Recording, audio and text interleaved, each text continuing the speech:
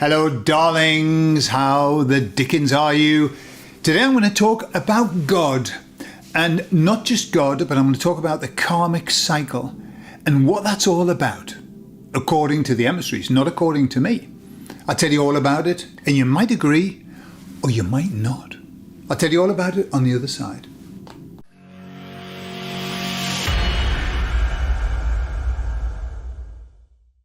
So I was talking to the emissaries, and in my introduction I said, hello, how are you doing? And they said, we're doing really well. I said, how are you feeling? And they said, we're feeling wonderful because it's wonderful to be here and to choose this work. So, obviously, I don't miss a trick. Choose the work. And I said, so do we get to choose it or are we obliged? And I was referring more to us here, like on Earth. Are we obliged? I know David Icke says that this is it's a trap, a prison planet. We can't get on. The emissaries don't agree with that. Who knows? Who knows? But I'll just tell you what they say. That's my job. My job is to tell you what they say. Well, that's what they've asked me to do anyway. So, they said, no, we're not obliged to come here. We're not obliged to go through this process. But they said, but once we agree to go through it, then we're obliged to stay until it's finished. We don't have any choice. It's imagine before you decide, you go, should I do it, should I not? Well, you decide, it's just up to you. Yeah, well, it's quite boring up here, isn't it? Up in heaven, it's like the same all the time, just nice all the time. Fancy a bit of that. Fancy a bit of that 3D. All right, that's it. You sign your contract, okay, and off you go. And then you've got to go through it. So it's once you've agreed, that's what the emissaries say, once you've agreed and you've started on the process, there is no going back. Why? Well, the way I see it is this. When you start on the process, you relinquish that frequency. You give it up and you come to wherever. And I'm not just talking about planet Earth, because the emissaries have said there are other places that we can go to.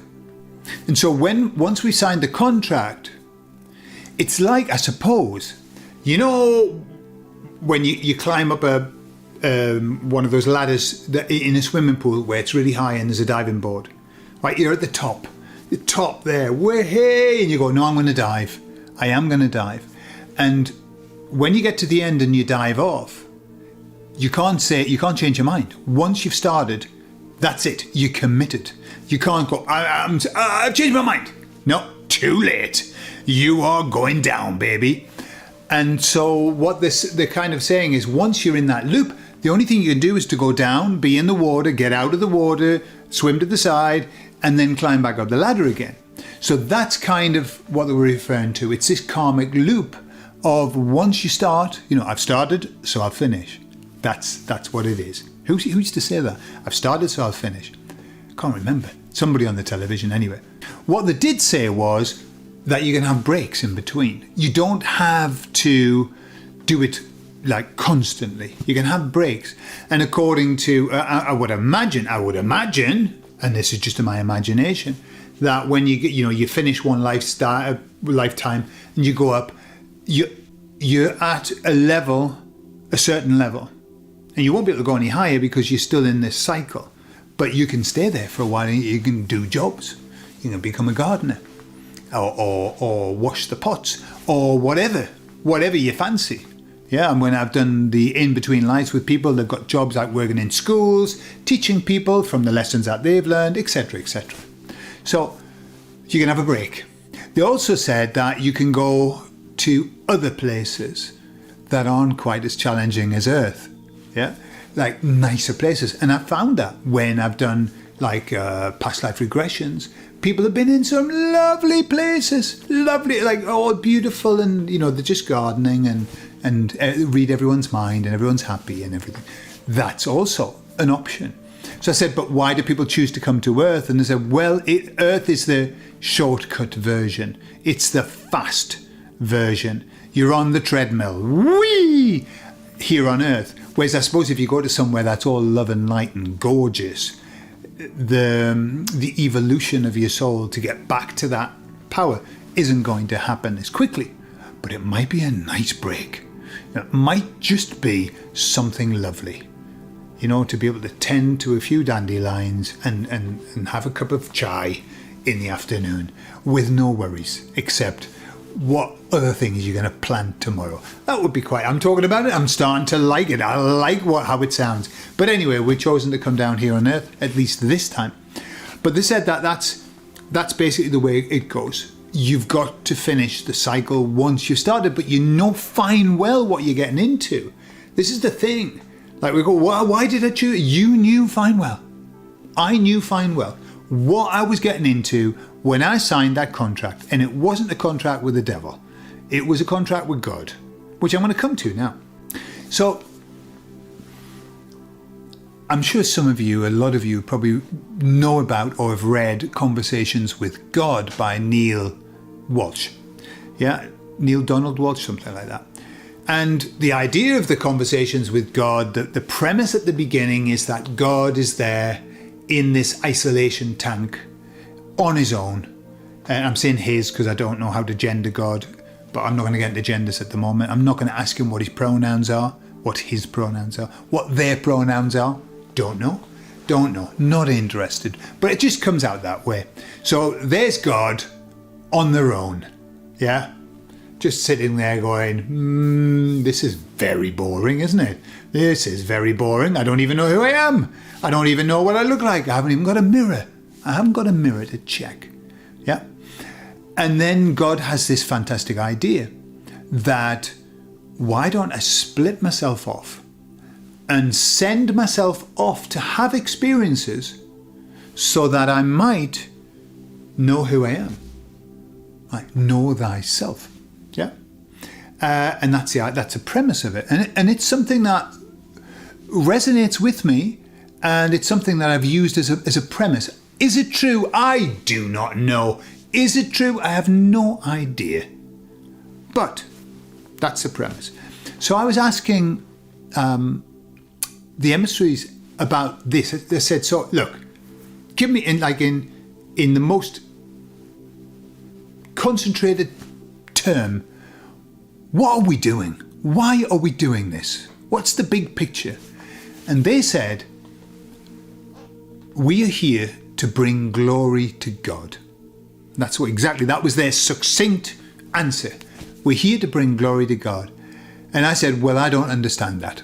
Can you expand on that a bit more? They're probably sick of me. Can you expand on that a bit more? And what they said was this: by us having the experiences that we have, we in turn are giving those experiences to God. And God is taking those experiences, whatever God is, by the way, I don't know, I'm saying God, but whatever, is taking those experiences and is evolving into more. Now, this is when I came to a place and I thought, hang on a minute, because I know that, if you're a fundamental Christian or something like that, the idea is that God is omni-everything. Yeah, all-powerful, all-knowing, all-seeing, all-wise, perfect, unchangeable, and never needs to change, because God is already everything that God needs to be. That's what I was taught as a kind of a fundamentalist Jehovah's Witness. So it was I was thinking, hang on a minute, so are you saying that God isn't enough? Because this thing of, I am enough as I am, because I'm part of God. But God, according to them, wants to be more. And I said, really? Is that really the case, that God needs to be more? And they said, well, we wouldn't say needs, we would say wants. And they said, why would your journey be any different than the journey that God's on if you are part of God? So if the idea is that you spend your existence bettering yourself, discovering who you are, knowing yourself, know thyself, this is the fundamental journey of our life. If you spend your time knowing yourself, why would you deny that of your creator, of the being that you are part of? I thought, okay, Well, you know, and in lots of ways, I like that. In lots of ways, that made me feel good to know that the Creator also is on a journey of improvement, is always wanting to be better. And that, I think that's good, because the most stuck place that you can be is the one where you believe that you don't need to be anymore. And I suppose if you believe this story, and this is all hypothetical, I don't know what the truth is, but if you believe the story, that's why God did that in the first place, to be more. God wanted to be more because at the time there was no feedback or anything. So that's good. And that makes me feel better, because I think, yeah, and that's why I want to be more. And that's why I want to improve myself, this constant improvement. What's that all about? It's godlike. When you are constantly working on yourself, when you are constantly striving to be the best version that you can be of yourself, you are in a divine place. Why? Because that's exactly what God's doing, and we are helping him. So that's why we're here, guys and gals. I'm only going to use those two genders because that's all that exists. And animals, but even them, they're guys and gals, aren't they? Even the ones who can change sex, they're only one sex at one time. Everybody, we're all here to bring glory to God just by experiencing and letting God experience through us. Isn't that beautiful? I think that's beautiful. I love you all, and I'll speak to you all later. I'd like to know your thoughts on that. Is it a load of bunkum, or do you think it resonates a little bit? Put it in the comments. I love you all. I'll see you all later. Bye-bye.